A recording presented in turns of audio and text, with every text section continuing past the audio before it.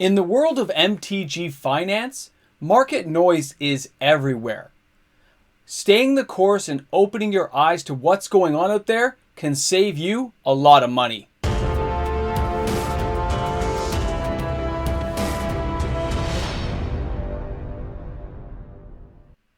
Kamigawa Neon Dynasty, Streets of New Capenna, Double Masters 2022. Welcome back, everyone. Thanks for hanging out with me today. I am MTG Moxman. We're going to talk a little finance, a little market noise. Wizards of the Coast is putting out fantastic products that do attract a lot of attention.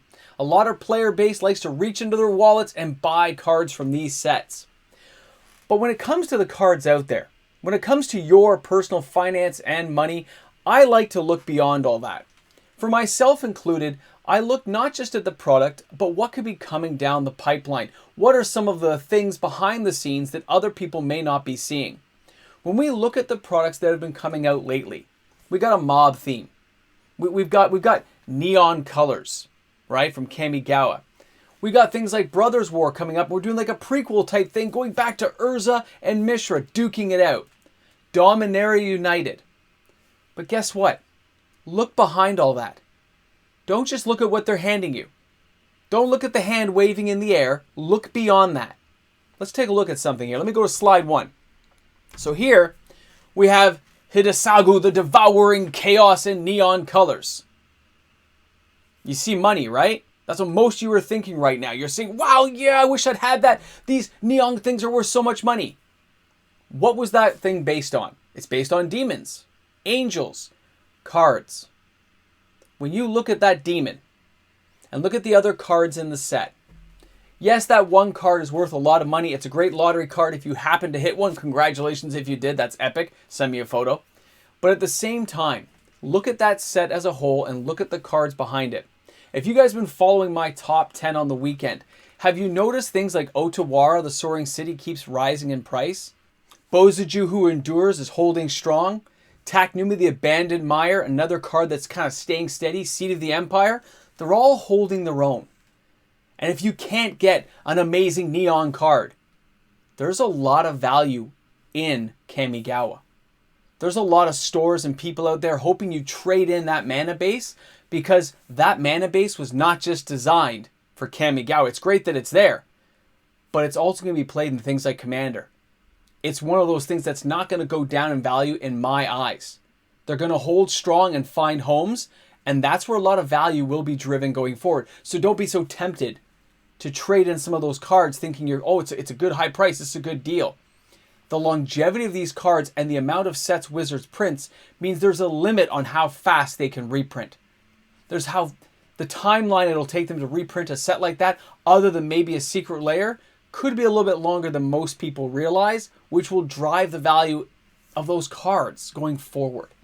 I look at that stuff and I go, is it going to happen? I don't know, but my brain's thinking that way. And usually when I start getting that feeling in my gut, I make sure I grab some. Couple of play sets, hold on to them. I was lucky to get Otawara as low as I did. But a lot of people will just see those awesome neon cards and say, oh, the value is there. Oh, if you get that hit, you're right. But there's a lot of smaller hits that can add up to that same value or even greater going forward. How playable is that neon card versus the mana base of all those cards together? Especially when you got them for $2-3 at the early on before they started to rise in value and people appreciated how epic they were. You know, when we look at other sets going out there, let's look back. Go to Kaldheim for a second. Most people would say, it was cool the gods were there. I found it interesting that Vorinclex was there. Then a set or two later, and what are we into? Well, we got the Progress Tyrant. Now we got a Heretic Praetor in the newest set. It's very interesting that all these Praetors are showing up in recent sets. You think Wizards maybe has a story going on there? And while most people might be enthused about the card, or the new cards coming up, I look at those Praetors and say, they're setting up for something. I'm focusing on those. I grabbed a play set when Vorinclex started to go down a little bit in value. When people said, Kaldheim was junk, I was picking those up for 20-something bucks each. I held on to them because I think something's going to happen going forward with the Praetors in that set. They're going to have value, and they're already good cards unto themselves.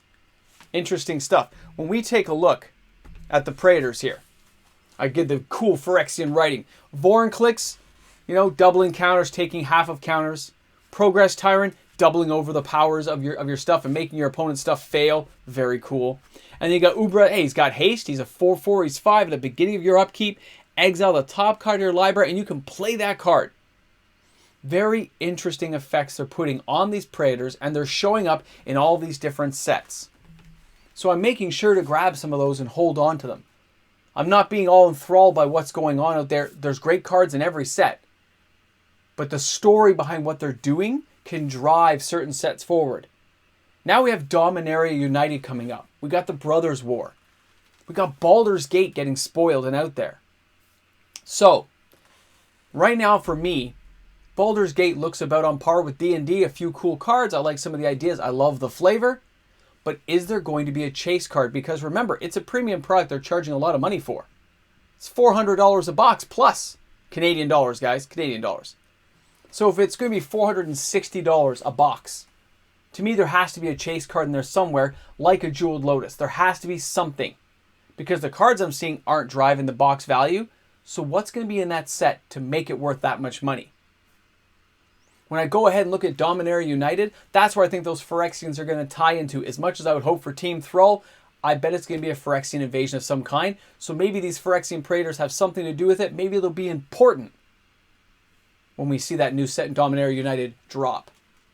And when it comes to the Brothers' War, a lot of people, a lot of the old school players will say, oh, you got to go back and pick up these amazing old Antiquities cards. And at first I would say, yeah, there's probably some cool stuff going on there.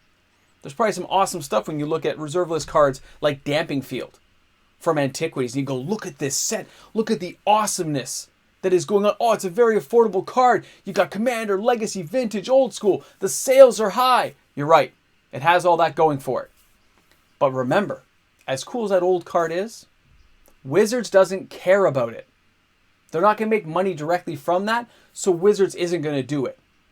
When I look back and say to my friends, hey, I think they should follow Antiquities properly. They should all be colorless artifacts. Wizards not going to do that. Wizards of the Coast won't do that. So if you know that's going to happen, then there won't be a lot of driving force in the older cards going forward. There might be a little hype about it. Antiquities was a great set. It is my favorite set of all time. But I don't think we're going to see tons of colorless artifacts. Wizards is going to mix it up. They'll add some great flavor text because they're known for doing that when they go back to sets like this, like in Dominaria in 2018. They put a lot of the original cool flavor text in there and brought back characters and places we remember fondly to get the old school players, the guys who've been around a long time, attracted to the set. They will do something similar for Antiquities, but that doesn't mean that they're going to do it properly and have everything, in my eyes, being a colorless artifact that can go into any deck. Because Wizards has upped the power level, they're not going to weaken it.